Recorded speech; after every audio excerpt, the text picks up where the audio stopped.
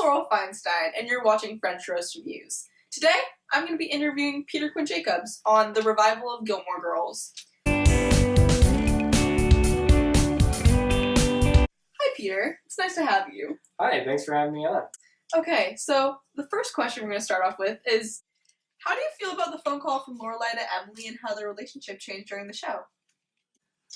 It's a good question, Sorrel. I think that phone call I felt was emblematic of everything that happened beforehand. It sort of caught you up. They were just talking about that memorable trip to Chuck E. Cheese where they competed in that duck hunt and Emily won, and it really, caused a hullabaloo. And I think they did a really good job of putting that behind them in a realistic, emotionally realistic way.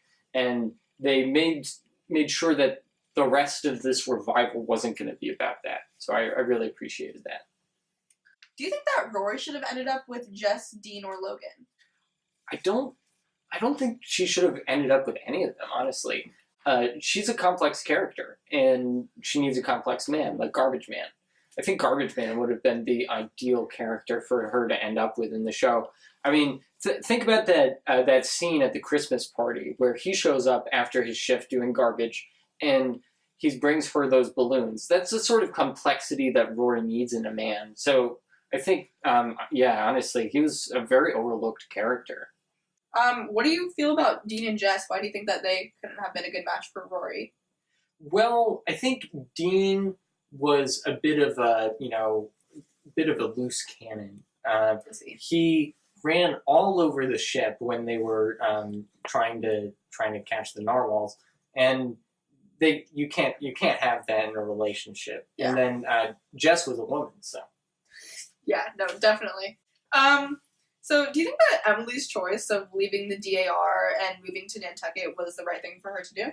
Yeah, absolutely, absolutely. I mean, the democratic anarchy of the Republic was a very difficult spot for her, and Nantucket was her element. So it was taking her from a position where she's fighting child soldiers, drinking non-potable water, and taking her out of that and putting her into Nantucket where she wore, her pink beanie and she harpooned narwhals. I think that was it was a really good choice artistically, and it really fit her character arc, her emotional arc. Do you think that the age she was at played any part in that? A little bit, probably. I mean, the fact that she's 46 at the time really it makes you think, maybe she could do better in the DAR. Maybe she's better at fighting child soldiers because they're so much smaller than her. But the thing is, there's no better age to fight narwhals. I mean, to catch narwhals. Right. So I think, honestly, her age probably didn't have that much to do with the decision. Interesting. Do you think that Amy Sherman-Palladino should have ended the show in a different way?